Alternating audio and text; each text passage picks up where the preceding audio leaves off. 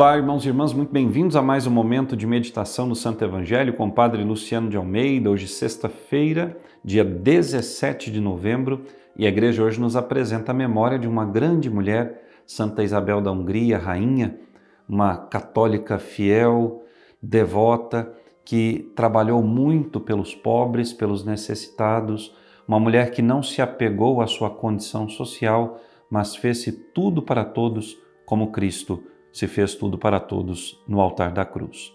E eu quero te convidar, por intercessão de Santa Isabel da Hungria, a ouvir e meditar comigo o Evangelho, que está em Lucas, capítulo 17, versículos de 26 a 37. Naquele tempo, disse Jesus aos seus discípulos: Como aconteceu nos dias de Noé, assim também acontecerá nos dias do Filho do Homem.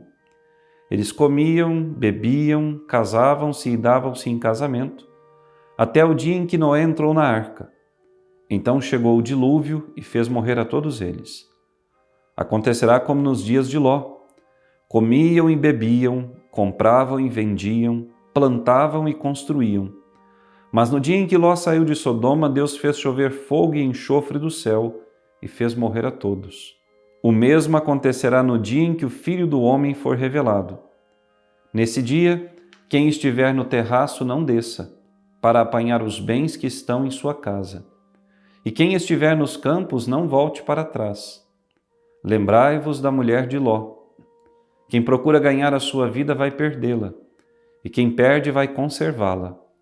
Eu vos digo, nessa noite 2 estarão numa cama, um será tomado e outro será deixado.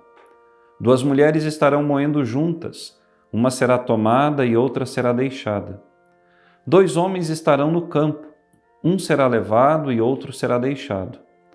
Os discípulos perguntaram: Senhor, onde acontecerá isso? Jesus respondeu: Onde estiver o cadáver, aí se reunirão os abutres. Palavra da salvação, glória a vós, Senhor. Frase chocante essa do versículo final desse evangelho, onde está o cadáver, aí estarão os abutres. Ela é muito chocante. Mas o que ela significa?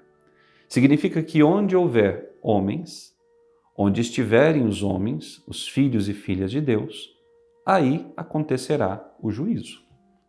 Deus virá para julgar a todos, independentemente da sua religião. Nós, cristãos que conhecemos o desígnio de Deus, teremos muito mais responsabilidade e seremos muito mais cobrados naquele dia terrível. Mas o dia virá. E vejam, irmãos e irmãs, eu falava disso aqui outro dia. Eu falava que as pessoas estão vivendo anestesiadas. As pessoas estão vivendo sem prestar atenção nos sinais dos tempos. As pessoas não estão se dando conta de que a natureza, ou seja, as pedras, estão falando. E por quê? Porque os profetas estão se calando. E quando nós vemos um profeta que fala, a primeira coisa é calá-lo, porque a humanidade não quer ouvir o chamado à conversão que Deus nos faz. A humanidade não quer dar a Deus a oportunidade desse Deus transformar a sua vida e o seu interior. Eu e você, que ouvimos hoje esse Evangelho, nós estamos nos preparando para a vinda de Jesus, para o fim dos tempos. Não para a destruição do mundo, mas para a renovação, para o final desse tempo de pecado, de miséria, esse tempo de angústia, esse tempo de sofrimento e o início de um novo tempo, o tempo do reinado de Cristo, o tempo do Imaculado Coração de Maria, o triunfo dos corações de Jesus e de Maria. Vejam, irmãos e irmãs caríssimos, o Evangelho é claríssimo. Jesus diz, vai ser como nos tempos de Noé. Casavam-se, bebiam, davam-se em casamento, riam, até que Noé entrou na arca e veio o dilúvio. Vai ser como no tempo de Ló. Deus não castigava Sodoma e Gomorra porque Ló vivia ali, e Ló era justo. Ló era um homem de Deus, e por isso aquele homem de Deus segurava toda a ira do Senhor. Mas no dia em que Ló saiu dali, Deus fez chover fogo e enxofre e destruiu as cidades. Ora, nós estamos vivendo esse tempo. As pessoas não querem saber de Deus. E nós, que muitas vezes dizemos ser de Deus, achamos ridículo quando alguém nos fala de fim dos tempos, quando alguém nos fala que Jesus está voltando, quando alguém fica dizendo que nós devemos nos preparar pela confissão sacramental, pela oração, pelo jejum, pela penitência, pela leitura da palavra. Nós achamos um absurdo. Eu conversava com uma amiga outro dia e ela falava dessas coisas à sua família e o seu pai lhe recordava: mas isso sempre foi falado. No meu tempo de juventude também diziam que tudo ia terminar. Mas hoje, os sinais de que Deus está voltando e de que vai castigar a humanidade são muito mais claros do que eram há 40, 50 anos atrás. E por quê? Porque hoje a humanidade está mais distante de Deus do que estava há 50 anos atrás. Se nós vamos tomar, por exemplo, as aparições marianas, Nossa Senhora, vamos tomar desde 1830, Nossa Senhora da Medalha Milagrosa, até poucos dias atrás, com a aparição oficial reconhecida pela Igreja de Nossa Senhora em Ruanda, na cidade de Kibeho. Se nós vamos tomar todas essas aparições, nós vamos ver que Nossa Senhora sempre pede a mesma coisa: penitência e conversão. Se os homens rezarem, fizerem penitência e se converterem, o castigo de Deus não virá. Nossa Senhora prometeu isso em Fátima, em 1917. Disse que se os homens rezassem e se convertessem, a guerra terminaria. Mas, caso os homens insistissem no pecado, viria uma outra guerra muito maior. E veio. E veio. Ora, nós precisamos estar atentos. Tudo isso que está acontecendo agora no nosso mundo, esse mundo em ebulição, a guerra às portas da nossa casa, isso não é simplesmente um fato social. Isso é também um fato espiritual. O ministério da iniquidade, do qual nos fala São Paulo nas suas cartas, ou seja, o ministério do mal, está crescendo a passos largos. O mal tem dominado muitos lugares, muitas famílias, muitos corações. O mal tem se infiltrado na igreja, tem se infiltrado entre todos nós.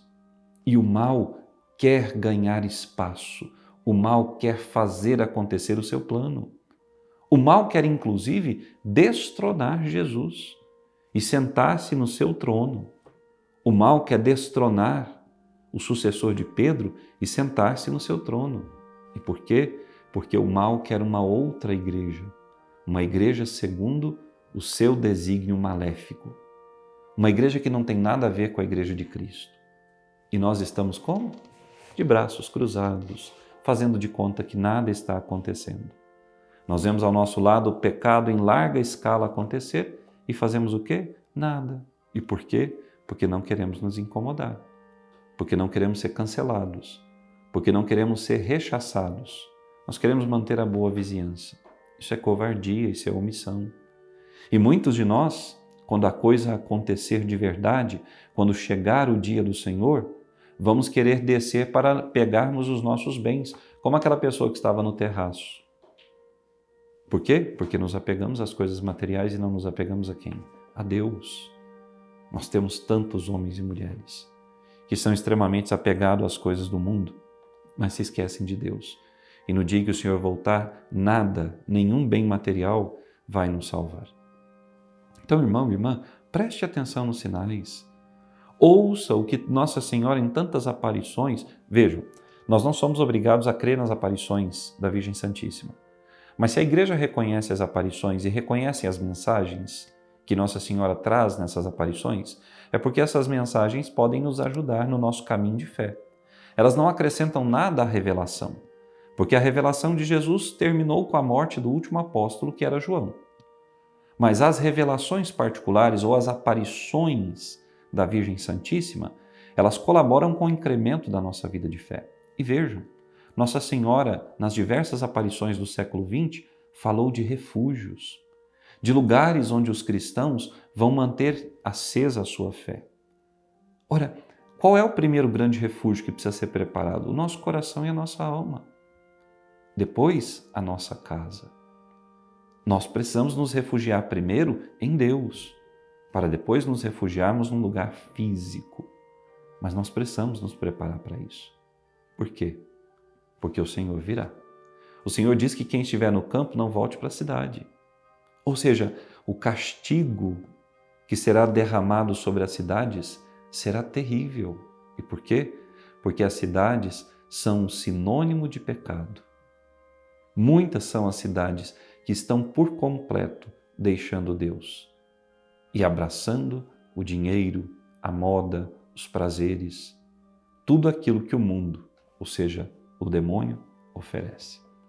Eu e você, vamos olhar para trás como a mulher de Ló para sermos petrificados?